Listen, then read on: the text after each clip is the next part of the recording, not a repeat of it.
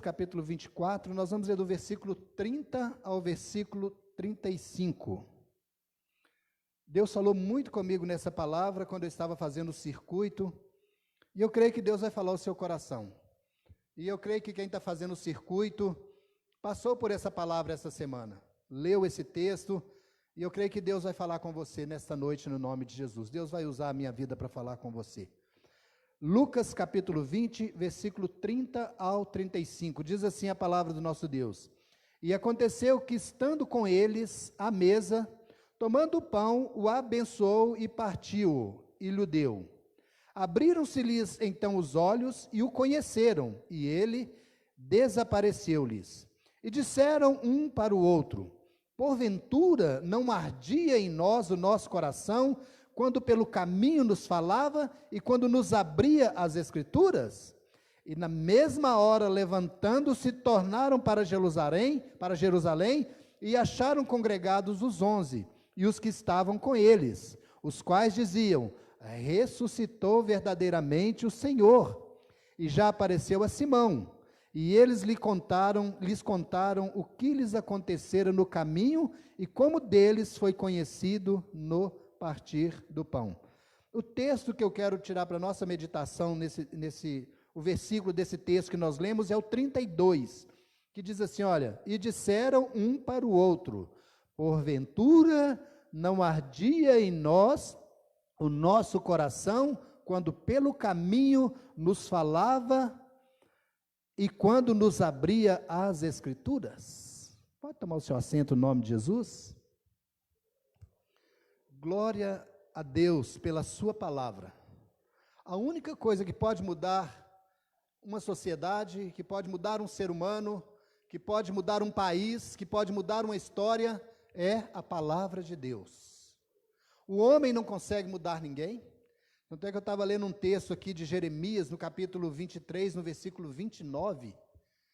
Que texto pesado, irmãos. O 29, ele fala assim, olha: Não é a minha palavra fogo e martelo que esmiuça a penha?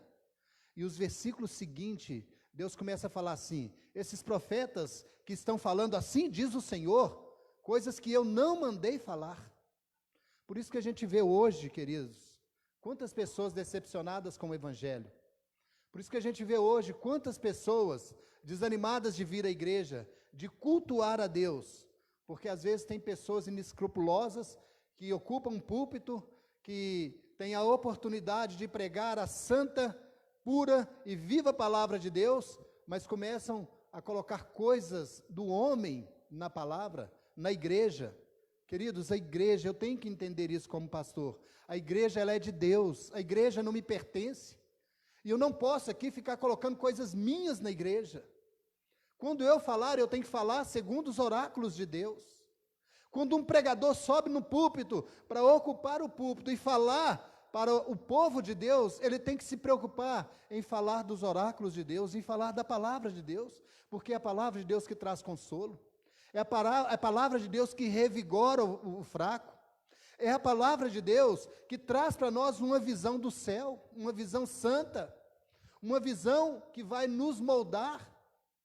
Mas infelizmente, nós vemos tantas coisas no Evangelho hoje, nós temos pessoas que se dizem crentes, mas que procuram amigos que massageiam o seu ego, que não querem ouvir a verdade, que não querem, irmãos, tem pessoas que falam assim: a verdade dói. Não, a verdade só dói para quem está no erro.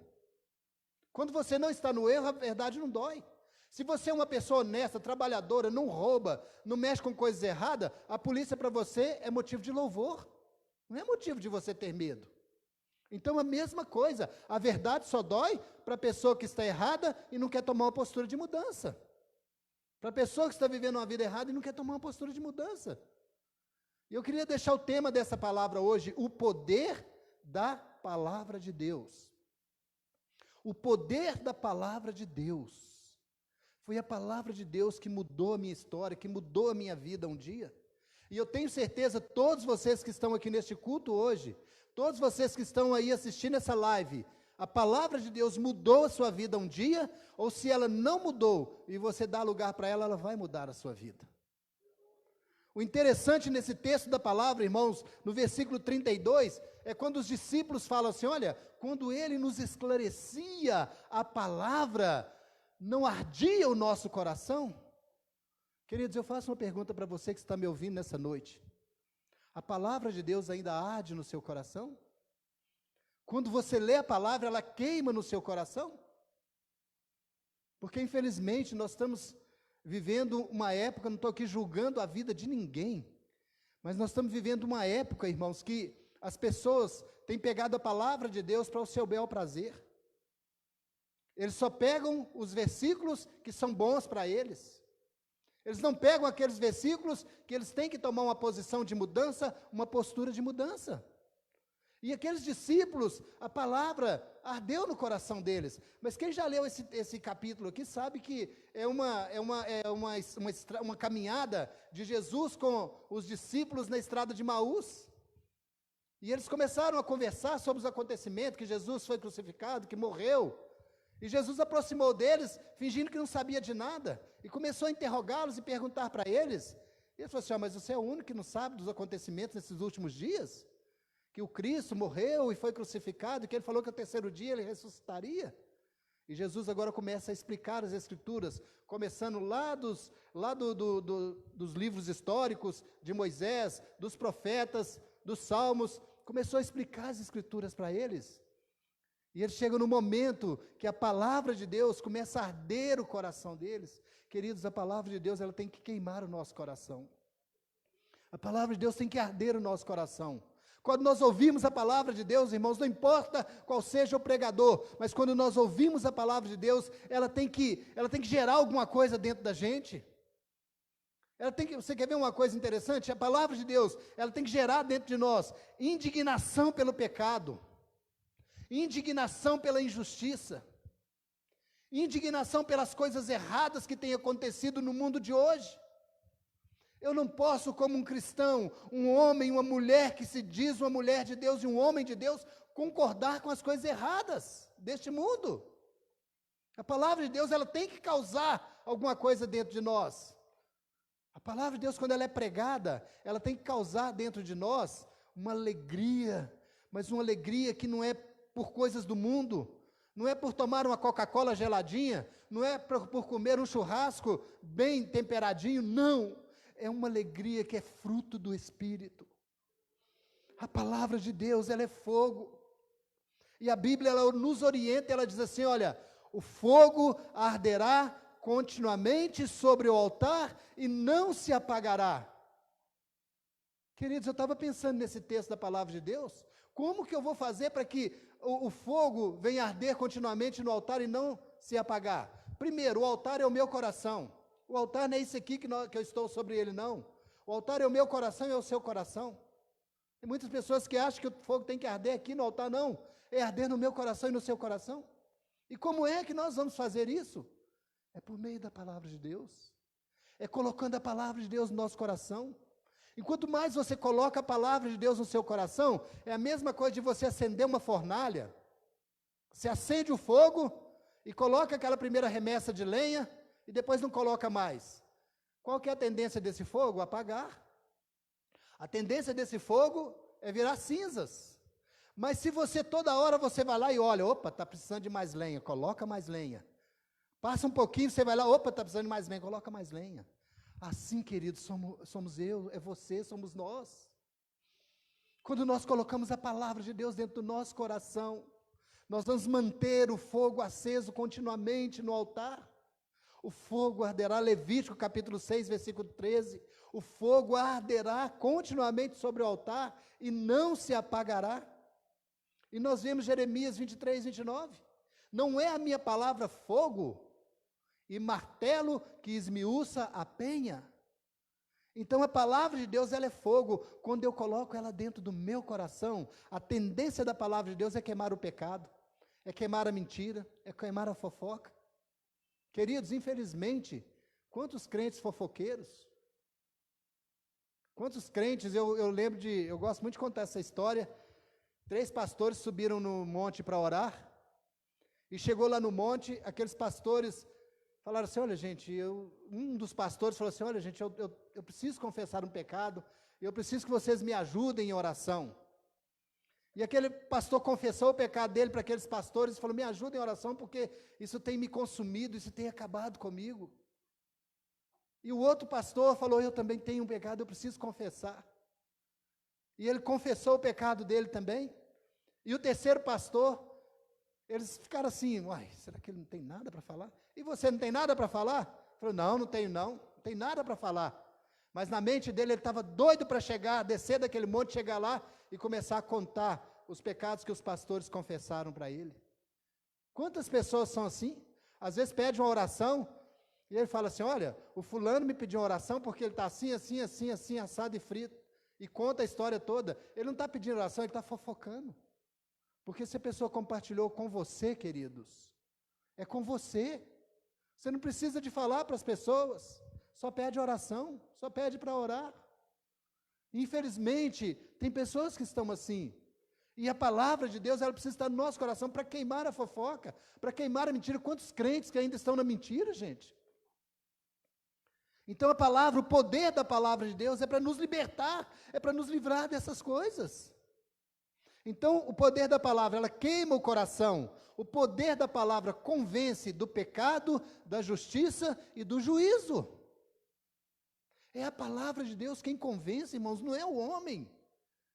Às vezes a pessoa pode estar em adultério, e ela vai ficar anos a fio em adultério, até que um dia ela possa dar crédito à palavra de Deus, e ela mudar a vida dela. A pessoa pode estar vivendo uma vida errada há um tempão, e pastores podem pregar, e podem orar, mas se a pessoa não abrir o coração para a palavra de Deus, se ela não colocar a palavra de Deus no coração dela, ela vai continuar. Porque Jesus disse isso no capítulo 16 de João, do versículo 8 ao 11. O Espírito Santo convencerá do pecado, da justiça e do juízo. Agora eu te pergunto, irmãos, qual que é a ferramenta do Espírito Santo? É a espada, é a palavra. A espada do Espírito está lá em Efésios, no capítulo 6, na armadura de Deus. Tomai também a espada do Espírito, que é a palavra de Deus. Então o Espírito Santo, para ele me convencer de um erro, o Espírito Santo para convencer o ser humano do erro, é preciso que a palavra de Deus esteja no seu coração. Eu me lembro que antes de eu me converter, irmãos, eu gostava de ler a Bíblia, mesmo eu não sendo convertido, e eu gostava muito de ler a parábola do semeador, mesmo que eu não entendia. Então, um dia que eu fui à igreja, a palavra estava no meu coração, Deus usou o Espírito Santo para revelar a palavra dele a mim, e eu entreguei meu coração a ele, e estou nessa caminhada já há mais de 30 anos, ou melhor, há 30 anos, vai fazer agora no mês de agosto, que eu entreguei minha vida para Jesus, e no dia 18 de novembro, vai fazer 30 anos que eu batizei, passei pelas águas, confirmando a minha fé em Cristo Jesus. Então a palavra de Deus, ela nos convence do pecado, da justiça e do juízo. É o Espírito Santo por meio da palavra, melhor dizendo. O Espírito Santo por meio da palavra. Mas se o Espírito Santo não tiver a palavra de Deus no meu coração e no seu coração, como que ele vai falar comigo e com você, queridos? Como que ele vai falar com a gente? A palavra é poderosa, mas ela é poderosa quando ela está dentro do nosso coração. A Bíblia em si aqui, ela não tem poder. Mas a palavra, quando nós tiramos ela das páginas e colocamos ela em nosso coração, colocamos ela em nossa mente, obedecemos Romanos 12, e não vos conformeis com este século, mas transformai-vos para a renovação do vosso entendimento, para que podeis entender qual seja a boa, perfeita e agradável vontade de Deus. Então a palavra queima no nosso coração, ela convence do pecado, da justiça e do juízo. E a terceiro, ela produz arrependimento e salvação. Não existe salvação sem arrependimento, irmãos. Não existe. Eu gosto muito de fazer essa pergunta aqui na igreja. Deus perdoa todos os pecados? Tenho certeza que muitas pessoas vão falar que sim, não. Deus não perdoa todos os pecados. Está doido, pastor? Está pregando heresia? Ele só perdoa o pecado confessado. Se eu pecar e não confessar o meu pecado, Deus não tem como perdoá-lo. Por quê, pastor? Porque se eu não confesso um pecado, irmãos, é porque eu não acho que é pecado. É porque eu acho que eu estou certo. Então Deus, se eu não acho que eu estou errado, como que Deus vai me perdoar? Deus só perdoa pecados confessados. Eu pequei, eu confesso. A palavra de Deus veio ao meu coração, ela traz arrependimento. E arrependimento é diferente de remorso, irmão. Deixa eu explicar para você o que é arrependimento, o que é remorso. Arrependimento é quando você se arrepende, às vezes você chora, às vezes não, mas você toma a postura de não mais fazer aquilo. Isso se chama arrependimento. E remorso? Você faz alguma coisa errada, você chora, você pede perdão, no outro dia você faz de novo. Qual é a diferença entre Pedro e Judas Iscariotes? Pedro se arrependeu, ele chorou amargamente e ele se tornou um dos pilares da igreja primitiva, da primeira igreja que Jesus fundou na face da terra. E Judas traiu Jesus, teve remorso e foi suicidar. A diferença está aí. Arrependimento traz vida, remorso traz morte. Quando eu me arrependo do meu erro, eu peço perdão.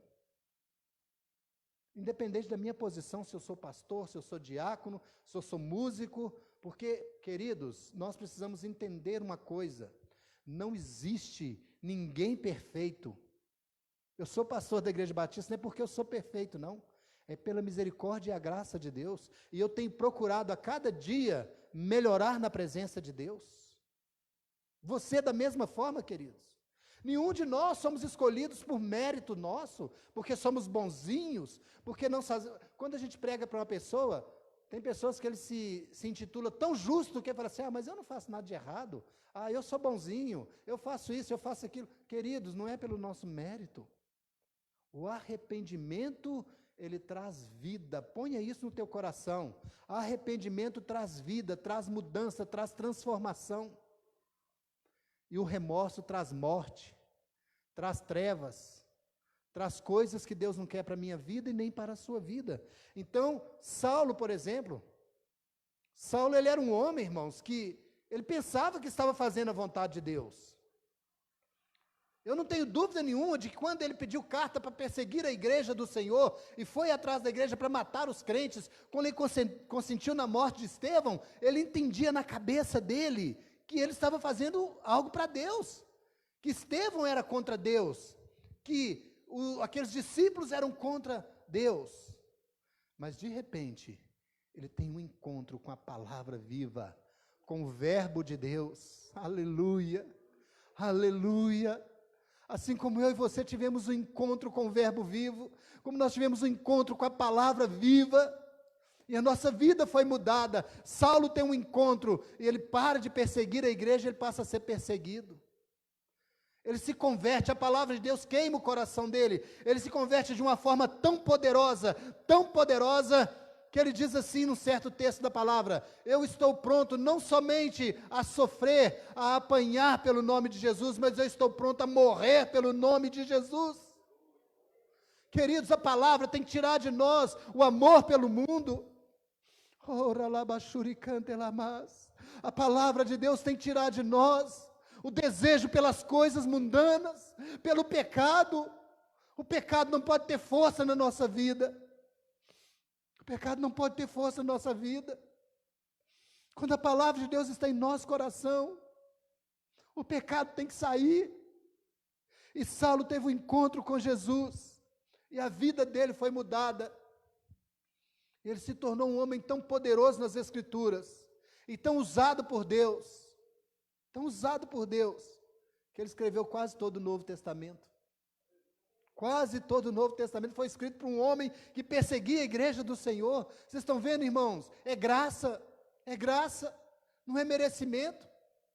E ele diz assim: olha, eu considero como esterco tudo que eu aprendi para ganhar o conhecimento de Cristo. Queridos, quando nós encontramos com Cristo, encontramos com a palavra de Deus, nós temos que fazer igual aquele homem da parábola que Jesus falou.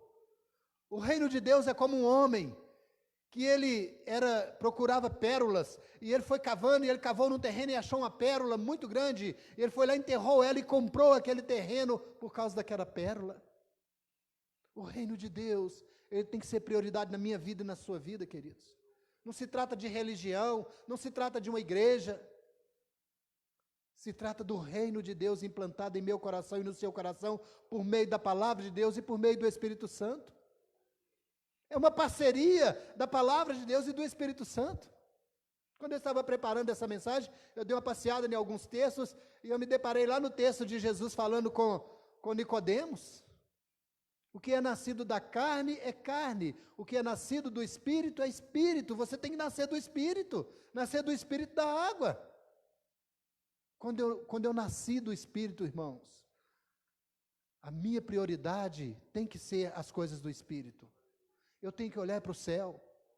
Eu lembro, irmãos, se antes de eu conhecer Jesus, sabe qual que era a minha prioridade? Uma 51 com limão. Uma cerveja, eu gostava da cerveja, sabe como eu comprava ela e levava para casa e punha no meu congelador. Quando eu tirava ela para fora, quem é cervejeiro aí que já bebeu, ela saía branquinha, aquele gelo por fora da garrafa. Isso era a minha prioridade. Dia de domingo, eu levantava de manhã, já colocava minha cerveja lá para me beber à tarde. E era o dia todo bebendo, jogando baralho. Essa era a minha prioridade. Tem pessoas que falam assim, pastor, isso é mentira do senhor, o senhor nunca bebeu? Vamos lá no Santa Lúcia, onde é que eu morei, gente. Ainda tem uns amigos de copo meu que até hoje ainda bebe. Não conheceram ainda o Evangelho, a palavra de Deus não alcançou o coração deles. Mas quando a palavra entrou no meu coração, aleluia, quando o Espírito Santo veio e revelou a palavra ao meu coração, a 51 passou a não ser mais prioridade.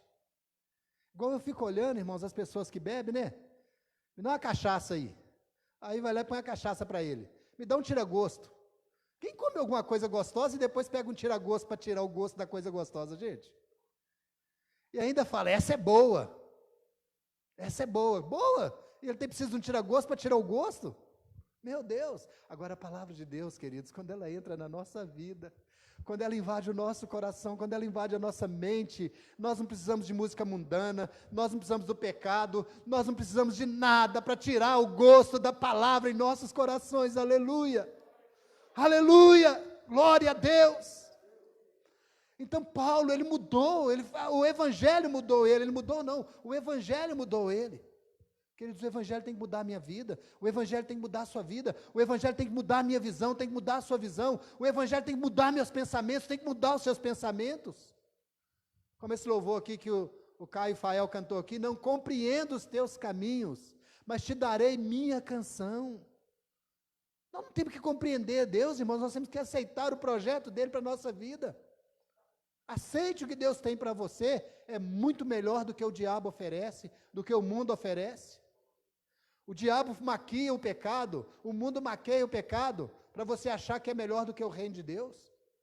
Eu lembro de uma pessoa que frequentava a igreja batista, e ela se desviou, e ela falou assim, quando eu saí da igreja, a primeira coisa que eu fiz foi tomar uma loira redonda, gelada. Eu pensei, eu acho que essa nunca teve uma experiência de fato com Jesus, porque, irmãos, quem tem uma experiência com Jesus não come lavagem mais não. Eu comi lavagem muitos anos. Foi 28 anos da minha vida comendo lavagem. Eu me converti aos 28 anos. Você fazer a conta aí, você vai ver que caso. Eu vou fazer 58 anos. Comi lavagem de Satanás 28 anos. E tem 30 anos que eu me converti. E eu não tenho vontade nenhuma. Quando eu vejo uma pessoa bebendo, eu sinto nojo. Sabe por quê? Porque a palavra mudou a minha vida. O poder da palavra, irmãos, ela tem que mudar a sua vida, ela tem que mudar a nossa vida. E ela também produziu uma mudança na vida daquele carcereiro. Paulo é preso, e a palavra de Deus estava arraigada em Paulo, irmãos. Isso eu acho interessante, sabe por quê? Porque tem pessoas que só servem Jesus só na bonança. Só quando está tudo bem. Paulo estava na cadeia, estava preso, tinha apanhado. E a Bíblia não diz que ele estava lá murmurando, oh Deus, eu sou teu servo, Senhor. Oh Deus, eu sou isso. Por que o Senhor permitiu que aconteceu isso comigo, Deus? Por que o Senhor permitiu deles me baterem? Oh Deus, eu prego a tua palavra, por que eu estou preso? Não. A Bíblia diz que eles estavam orando e cantando louvores. Atos capítulo 16, do versículo 25 ao 30. Eles estavam orando e cantando louvores. Queridos, qual é a sua atitude quando o dia mal vem? É murmurar? É reclamar? Ou é orar e cantar louvores? Querido, quando o dia mal bater a nossa porta, não é para murmurar, é para orar, é para cantar louvores a Deus. É para dizer: Deus, eu não compreendo os teus caminhos. Deus, eu não sei o que eu estou passando, mas te darei a minha canção. Doces palavras te darei. Tu sustentas na minha dor. E isso me leva mais perto de ti. Queridos, quando nós estamos passando uma luta, Deus quer a gente mais perto dele. Deus quer a gente no colo dele. E Paulo estava ali adorando a Deus, orando, cantando louvores. Por quê, queridos? Porque a palavra mudou a vida de Paulo. A palavra de Deus mudou a vida dele. E naquela atitude de louvar a Deus, de cantar louvores, aqueles presos ali, com certeza a maioria deles se converteram. E aquele carcereiro que ia cometer suicídio e a alma dele ia para o inferno, ele se converte também. Ele vira para Paulo e diz: o que eu vou fazer, Paulo? Crê no Senhor Jesus Cristo e será salvo tu e a tua casa. Aleluia. E a Bíblia diz que Paulo foi na casa dele, pregou o evangelho para eles, e toda a família daquele carcereiro entregou a vida para Jesus, teve um encontro com Jesus, teve um encontro com a palavra e foi batizado. Queridos, seja instrumento de Deus. Seja instrumento de Deus. Deixe a palavra mudar a sua vida. Deixe a palavra queimar o seu coração. Se você lê a palavra e ela não queima o seu coração, tem alguma coisa errada, irmãos. E eu te digo, não é com a palavra. Se você ouve uma mensagem e você sai daqui normal, como se nada tivesse acontecido, tem alguma coisa errada. Irmão, nessa quarentena, quantas pessoas entrou nela de um jeito e saiu do mesmo jeito ou pior?